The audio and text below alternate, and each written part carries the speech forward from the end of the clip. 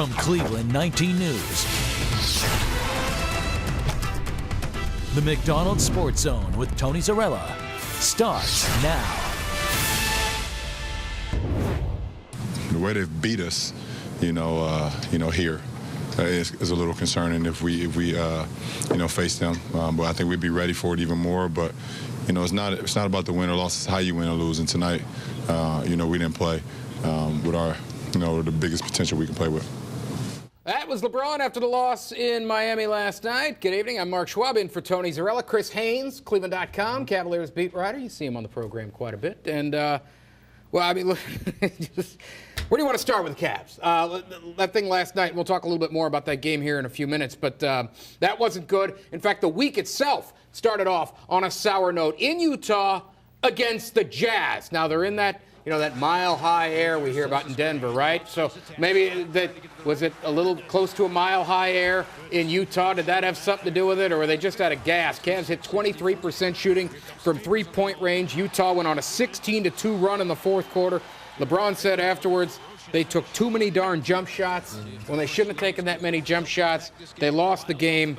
That one wasn't a particularly fun night to watch. No, if you're a Cavs fan, definitely not. It was their second game of back-to-back, but on the flip side of that, the game previously, before that, it was a noon start. So they had plenty of time to regroup and refresh. Right. It was the Clippers game last It was Sunday. a Clippers game, yeah. And coming off of that emotional roller coaster and the way they just thrashed the Clippers like that, they didn't go and lay an egg against a team who didn't have their best player and Gordon Hayward on the court. That was a complete disappointment. Total. And the back-to-back thing, there's something to be said for that, but the Cavs, they're supposed to be able to overcome that. No doubt. And with the noon start in L.A. against the Clippers, that's just ridiculous. Wednesday night, back on the road in Dallas, no LeBron. Now you sit him, okay, because this is a guy you got to get some rest. I understand that completely. Cavs did struggle to hold off the Mavs, but they went ahead and did it. Kyrie stepped up. Kevin stepped up. This game was at the Q. I think I said on the road. I don't know why I said that. They won the game. Kyrie makes a play late. Some people said, that should have been a foul. Hey, You know what? Cop didn't see it. He didn't do it, right? And he was aggressive. And he made a play, got away with it, and that was a big play at the end of the day. Game-sealing victory on that play. And they go ahead and they win it, and it was a good game. And look, anytime you can win without LeBron, I think people are going to count that as a feather in this team's cap because so many times we've heard how reliant they are on this guy, Yeah, it definitely was a game where, I got word that, some of the players were a little bit frustrated with Kyrie Irving only having one assist that night. So at the same time, they definitely got the win. It built some confidence moving forward. But at the grand scheme of things, they still want players to evolve and still get other guys involved. There was the talk this week, Stephen A. had it, that a lot of Cavs players, that there's some frustration with Kyrie.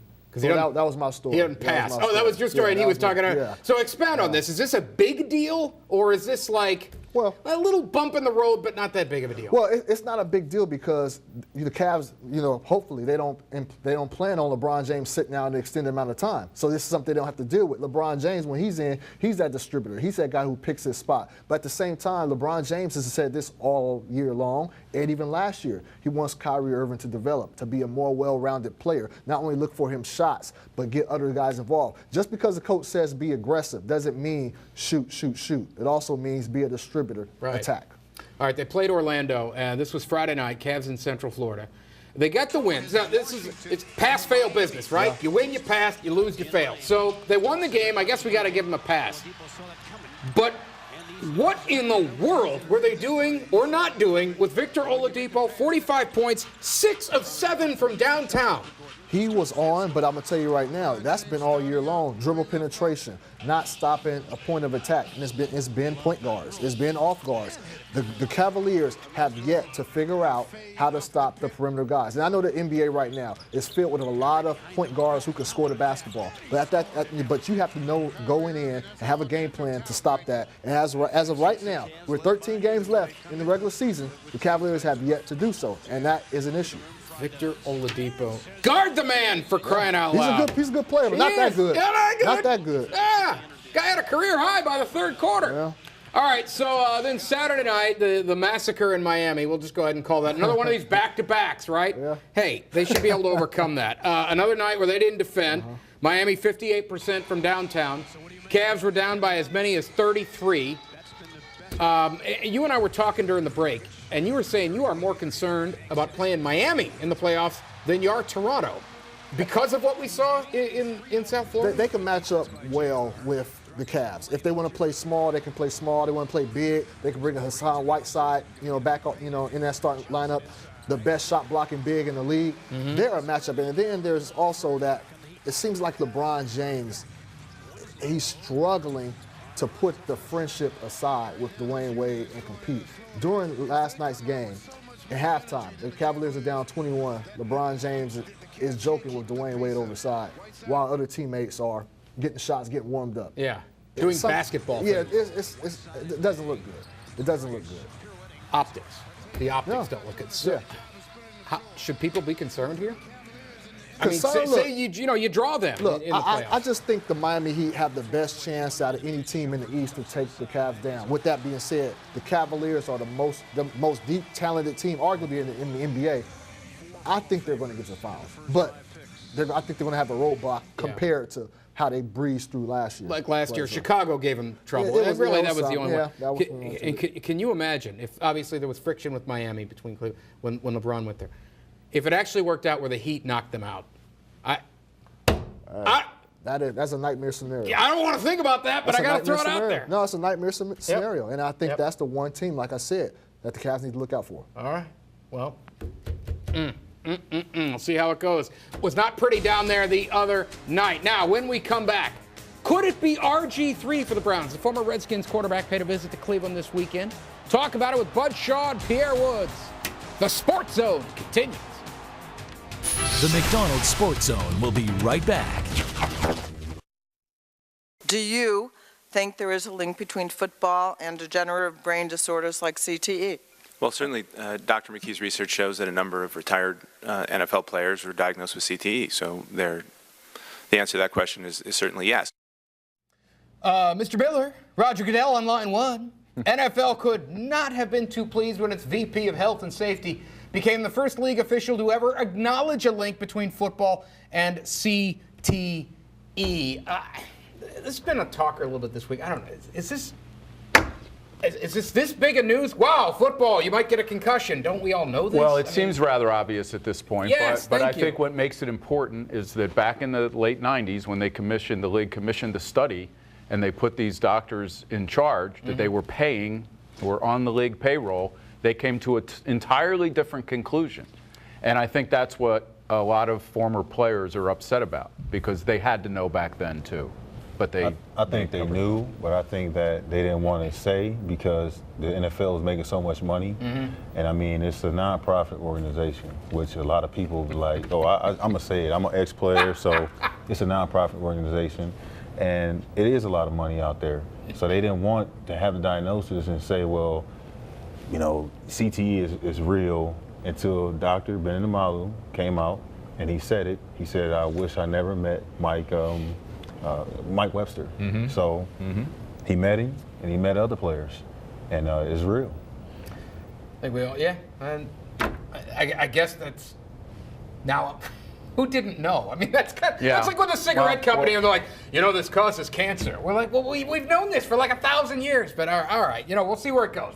This stuff, it seems to be always circulating with some kind of. Well, the thing is, it's going to open back up in the courts, and there's going to be more money that's going to come out, and I think that's what the NFL didn't want, because they already feel that they made the settlement, but since it's still open, they're going to go back and give more.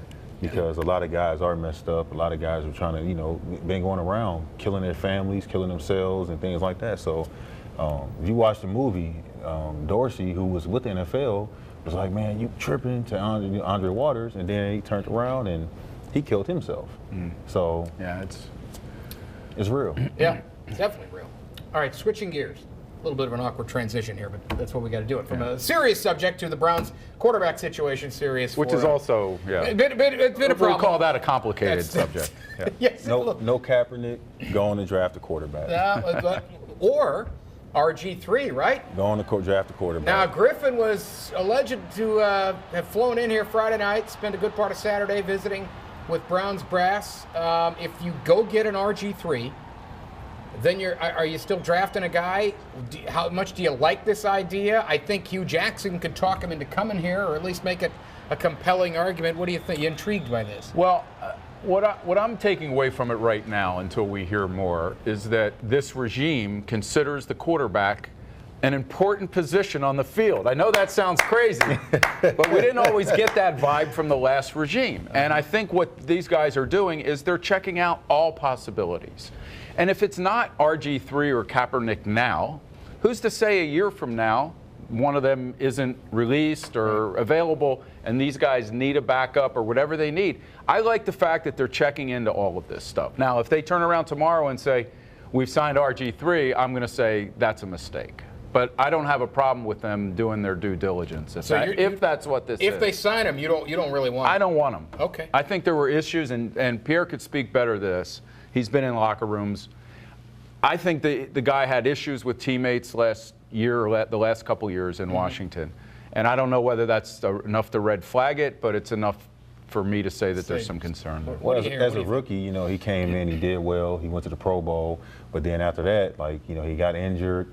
And it just started some turmoil inside their locker room. Once he got inside the locker room and the turmoil started to happen, everybody was like, man, you know, he's not what we thought he was.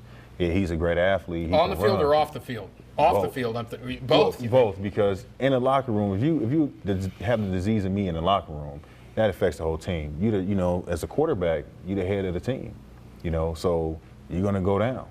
And he didn't do what he's supposed to do, and you talking about bringing him in. Look, we got the number 2 pick. Go on and draft a quarterback like you want to do. Draft a quarterback, get him. Then at the 32nd pick, get the second best offensive lineman that you can get. Put him at right tackle, and then just go from there. How does a guy like that? I don't know if I know you still know a lot of guys in the league, but I don't know how much you've heard here. We always heard about how much of a classy guy he was, how much of a great teammate he was, leader, all this stuff. Right. But then you hear about disease of me, which those two positions can't coexist. No, you can't have the disease of me. In football, it's about we. So was that other thing just a bunch of BS, that previous image? I'm pretty sure it was. Really? I think that was his first year, though. His first year, you come in as a rookie, you gotta earn your stripes. But then after that, like, it was like, well, I'm the quarterback of the Washington Redskins. You know, I'm in D.C. Okay. I'm the man. I can do this. I can do that. When it wasn't like that. Then people were talking about him because of his relationships outside of football as well. Well, he's a different brother. Like, one of the guys at ESPN got fired for saying something about him and his girlfriend, which that has nothing to do with anything, but his teammates were looking at him like, man, you think you better than everybody else. Well, it's a team. Let's work as a team. Let's win as a team. Like, the Browns play as a team, they'll win if they play as a team. I think Ray Horton is here to help with that. Hugh Jackson is here to help with that. They'll be fine. You got Hugh on the offensive side. You got Ray on the defensive side, and they'll do great. Have you noticed that every guy who's been through New England talks exactly like that? Because it's true. Because it's beaten into their head. Yes. By Bill Belichick. It's not beaten. It's on the door. It's on the door. Put the team first. Be attentive. You know what I'm saying? Be on time. Work hard. On the way out, don't fuel or bleed a hype. Manage expectations, and there's 2 other ones. I got on my Facebook page. Check it out. You know what they had on the wall here? Play like a Brown. That's after you get a field goal block and run back at the end of the game. That doesn't help. Nobody knew what that meant. Roster. All right, roster move for the Browns this week. They did sign a linebacker. Demario Davis comes aboard, best known, I think, for the Browns for this hit on McCown. You lose Dansby, you get this guy. Young guy. He's a guy, okay. Dave Harris loved him. Yeah. And I played with Dave. Dave speaks very highly of him. So you got a young hitter who is going to be aggressive on the defensive side of the ball, which is great, which we need. I mean, you get rid of Dansby. I thought he was a leader, you know what I'm saying, good dude. So it's messed up, but hey, you get a younger guy. I didn't mind Dansby. We've heard about some veterans that come here just for the paycheck. I never thought of him as that kind of guy. He seemed to go 100 miles an hour. He came to work. I agree. And, you know, one of his former teammates out there in Arizona, and I can't remember who it was now, had kind of ripped him for leaving to go to the Browns and said, oh, it's all about the money. And Dansby stood up and said, no, that's not what it's about. And you were kind of skeptical to begin with, right? Why would you be excited about joining a team like this after playing with a much better team out there? But I think he proved over the 2 years that he was here that he was there to try to help guys, to mentor guys. And he happened to be a really good player while he was here. Yeah, I never had a problem with that signing, and I never had a problem with him on the field or in the locker room. It seemed like a good addition. All right, Johnny Manziel, obviously addition by subtraction. They cut him on March 11th. A few days later, the other shoe falls. They finally got rid of Dwayne Bowe. We're talking worst free agent signings in Cleveland Browns history. It's him or Rison, I got to think, right? I'll say with Bo, you know, all right, he didn't play because he was injured and things like that, but the one thing he did do, down across the street from East Tech High School, he has a field over there for the kids in the Pop Warner leagues and the muni leagues and things like that. So kudos to Dwayne Bowe for that. So there you go. Where does he rank on your all-time? Well, I've only been here since 1991, so I'm sure there are some in the 80s and 70s that I can't speak about, but it's got to be up there. Yeah. I was here for Rison. I spent a little time this past summer over doing a story on Rison, who's still convinced he could have been really great here if they just had an offensive coordinator. That's what he told me. 30 years, 30, how many years you're still looking for one? Steve Crosby's ears are still burning all these years later. All right, when we come back, got to do a little March Madness. It's lived up to its name so far this first weekend, right?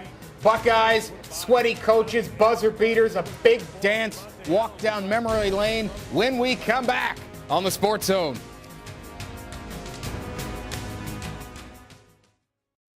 Now, back to the McDonald's Sports Zone. Welcome on into the Sports Zone. Bud Shaw still with us. Eric Hout, the Kent State guard from their 0-2 run to the Elite Eight. He's also one of their assistant coaches right now. And, it's March Madness. We all talk about our brackets being busted. Somewhere out there is somebody without a bracket that is not busted by this time. Not me. I've never actually met the guy. Ever. I think it's me because I didn't do a bracket. Well, that's how you do it. I actually, for years, I never did because I just said this is too frustrating. And honestly, I think it's better to watch the tournament if you don't have a bracket because you don't have anything to be mad about. Right, it's just fun. It's just fun. We've had our usual bit of craziness. Let's just run you through some of it so far. But one of my favorite things is Sean Miller, Arizona's head coach. You know, Fred McLeod always says sweaty palms time, but that's a little ridiculous. Sweaty bit of everything right there.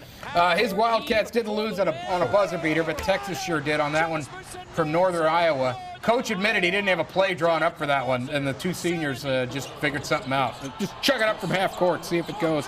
Iowa beats the buzzer to knock off Temple in a tight 7-10 matchup, one of the top upsets early on. West Virginia, they looked like the 14 seed. They were smoked by Stephen F. Austin, who then came out and gave Notre Dame a game today. They pummeled the Mountaineers a couple of days back. Indiana, Kentucky, this was a good one. They met a little sooner than expected. Hoosiers moving on. Kansas would get a win. North Carolina would get a win today.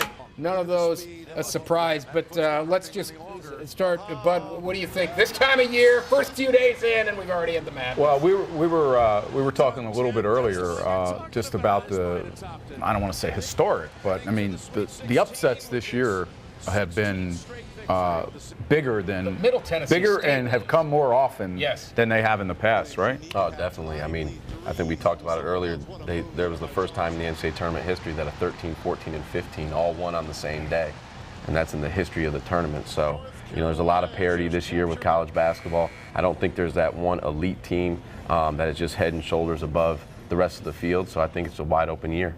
When I knew he was going to be on, I kind of remember that year in 2002, but I look back at it.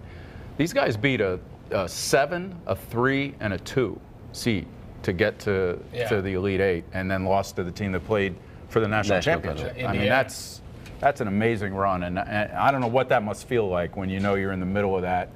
People don't maybe respect your program as much as they do some of the big ones, but you guys have to feel like you know how good you are at that point. Yeah, I think that was kind of the advantage for us is we kind of knew that the teams we were playing, they didn't know what was coming. Yeah. We had experience in the tournament. We had won the year prior, we went to the round of 32 against Indiana and beat them, and then we lost to Coach Huggins in Cincinnati. So we had some experience of being successful in the tournament. I think that helped us the following year. You guys were a 10 seed, right? 10, yep. When you're playing these games, and I know you go in confident, but the first one maybe, okay, you beat the 7, that happens. But when you're beating a 3, and then you go and beat the 2, you're supposed to go in confident, I understand, but is there a point where it maybe goes to another level where you're like, not only, we can do this. Not, we might be able to, right. if this goes, no, this is done. We got, when do you hit that level? Well, I think for us that year, we played Alabama in the second round, and they were the SEC champions. And at one point, early in the second half, we were up 20. Wow. And I think that was kind of the realization, like, wow, we're pretty good. Like we can make a run in this deal. So I think that was kind of the turning point for us. in terms of every guy on the roster and all our coaches that, wow, we might be for real this year. I remember in the Indiana game, I remember I was covering spring training in Winter Haven, Florida that year, and I was doing something, and I'm driving home like crazy because you got to get home to watch that game now. And that was a game you guys could have won that game. You know, we could have. It's funny, they went 15 for 18 from the three-point line that game. That's what I thought. They just one of those fluky days. They hit everything. They were 9 for 10 in the first half, and I remember Coach Heath, Stan Heath. He came in the locker room and said, "Hey, don't worry about it, fellas. There's no way they can shoot that well again." They went out in the second half. They went 6 for 8, but not 9 for 10. So. And that's one of those. It's like, what are you going to do? You know what? They had guys that shot low percentages. I think Jared Odell, their center, hit his first 3 of his career against us. A.J. Moy banked a 3 in. It was just one of those days, you know. And I think beating them the year before in the tournament, we weren't going to sneak up on them. Yeah. You know, they knew that we were a team that could beat them if they didn't bring their A game. So the teams that don't get in, most of them go somewhere. The NIT, obviously, the next best tournament. Ohio State was in that. They went out today. They played Florida. They were down early, got within 6 on this one on a dunk by Giddens, but the Buckeyes lose. How much is it, when you lose in the NIT? How much of a big deal? You never like to lose, I understand that, but that's the tournament nobody wants to go to if you're Ohio State or even if you're Florida. Yeah, I think it's, to me, they have a young team. You know, I don't think maybe if there was a bunch of seniors that didn't make it to the NCAA tournament their last year, I could see them kind of laying an egg, but Coach Mata's a great coach. He has a great staff. I know he had those guys ready to play, and I think for the young guys, just want to keep playing in March. You know, me personally, I was rooting for Florida because the kid I coached at Kent State, Jordan Mincy, he's an assistant on their staff, so I'm happy for them. But I think young kids want to keep playing, and I think seniors sometimes when they don't make the NCAA tournament at a program like Ohio State, sometimes they might be ready for spring break. Yeah. But I think the young guys wanted to play. All right, final thoughts on the tournament. I am bracing myself for that moment when my wife, the IU grad, realizes that I have publicly picked North Carolina to win it all. As they play Friday. And she hasn't heard yet? Not yet. I'm trying to keep it quiet. Mrs. Shaw, did you hear that? But that should be a great matchup Friday. I still think North Carolina's got enough to win the whole thing. Eric? I don't think I should make any picks. I had West Virginia and Michigan State in my Final Four, so. And he knows basketball. I'm going to stop now. How about that? I mean, everyone thought the Spartans should have been a 1 seed. Yeah. And I mean, 15s have beaten 2s before I got it, but I don't remember one quite like that. No. Izzo afterwards, the emotion. All right. When we come back, we've all heard of Bring Your Kids to Work Day. Adam LaRoche, did he take it too far? We'll talk about LaRoche leaving $13 million on the table when we come back on the Sports Zone.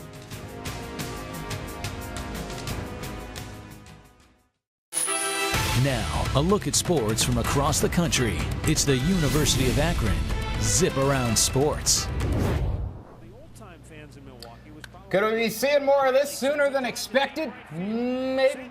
Michael Brantley provided plenty of power last night in Goodyear. He hit one out in his Cactus League debut last night. Also hit one to deep center field that turned out to be an out. Threw a guy out at the plate as well, or threw a guy out on the base pass, I should say. First exhibition action for him. I think he's doing fine, right? Hopefully he's ready for opening day. That would be awesome. He's the Tribe's best player. They need Dr. Smooth. I love the nickname D-Man, by the way. That's tremendous, Dr. Smooth. All right, so let's, the big baseball talker this week has been Adam LaRoche of the Chicago White Sox. 1 year left on his deal for $14 million. He said, nah, because I told him to stop bringing his 14-year-old kid around so much. Did they tell him to not bring him around at all? Let's just go down the line here. Kids at a clubhouse. We've seen it as reporters. Well, in spring training clubhouses, I've seen a lot. I've seen everything from shoe salesmen to chaplains to Oakley agents representatives, to, yes. you know, so it's a lot looser. My issue is if they agreed to this contractually with him, which his side claims they did before last season, I'm not sure it's in the best interest of the camaraderie of the team to step in now and say it's an issue. And then some players have come out, I guess, since then and said, you know, maybe it was a little bit of a distraction. Other players, they didn't put their name out there on that one there. They just kind of an anonymous thing. And other players have seemed to be upset with it. Chris, what do you think? He must have an understanding wife. That's a lot of money to leave on the table. Hey, admirable. He's an admirable man. Definitely admirable man. I'll give him that. But look, but another thing that needs to be brought up is this. If he was hitting up to par, would they think playing up to performance, would this have been an issue, at this, or would this have been brought up then? So there's a lot of different components to that. But, man, I give him props. He wants to be with his son. Hey, a lot of men wouldn't do that. $14 million. Pierre, a baseball clubhouse a little different than a football locker room. Just well, my son been around. What do you think? He's been around me his whole entire life. So, coming up, Glenville High School, University of Michigan, Bo Schembacher watched him, and, some of the coaches, even in the locker room in New England, it was always accepted. Kids coming to the locker room, it was always fine. So I didn't see nothing wrong with it. I think that, his teammates that got to tripping and saying things, eventually their kids are going to come in the locker room too. I always think we'll hear about ball players. Ken Griffey Jr. was always around the big red machine. Right. I don't know if LaRoche's kid is going to go be a Hall of Famer or not, but you hear about these things, the kids that grew up in the game, they're always around, and that's because they love the game. Yeah, they love the game and they grow up in it. Well, obviously the issue was that he was there every day. He had his own locker, which is it's a little different, a little quirky, a little extreme. And this is where you got to find out what did the club agree to. Yeah, exactly. And what did they not? And who looks bad here? Just one word or two. Who looks bad here? Player or team? Kenny Williams, the team president, vice president. He comes out looking bad. With the statement that LaRoche puts out, it makes him seem like a sincere and loving, caring father. So definitely. Yeah. Head guy up in the front office, yeah. Team. Yep. So we got three guys. All of them say the team, and that's kind of been, there's the court of public opinion. It seems to be right now most people are looking at the club and going, what are you doing here? We'll see. I wonder if he comes back. Maybe they come to some agreement and we'll see. Well, you're taking enough of a beating in PR. Things can change. They held on to his resignation letter for a few days to see whether he would change his mind. So I think there's still hope that they can work it out. Maybe his wife. Yeah, probably for that reason. That is that's some love. She probably called and said, hold on to that letter. Hold on. That's some time. That's some love. Get a hold of somebody over there. Don't put it in the shredder. I'm not done with it. All right, no dogs in the clubhouse either, but we've got a dog for your house. Before we go, want you to meet Blackjack. This dude looks awesome. Our K-19 mascot of the week. Blackjack's a 3-year-old retriever mix who would love to become your family's mascot. Jack's turned out to be a very outgoing dog since he came to the Cleveland APL. This 3-legged pup is an affectionate guy who knows when someone needs to cuddle. Get to know Blackjack at the APL's Adoption Center in Cleveland or the Adoption Center at the Parma PetSmart store. You can also view all of the animals who are waiting for loving homes online or on your mobile. www.clevelandapl.org. Good-looking pup. 3 legs? 3 legs. Okay. I know somebody with a 3-legged dog, actually. Dog gets around just fine. Right. My uncle had one down south. So they're great. They get going. I just thought you were about to say 4 legs, but 3 legs fine. You caught you off guard there, didn't you? I count the tail. You know what I mean? Anyway. All right. Guys, thanks for coming by. Bud Shaw, Chris Haynes, Pierre Woods, Eric Hout, also from Kent State joining us as well. We leave you tonight. Tony Z has the final word, and the word is sadness, at least according to Siri. Yeah, so this is real. Sadness. Okay, here is what I found. First Energy Stadium. You can't make it up.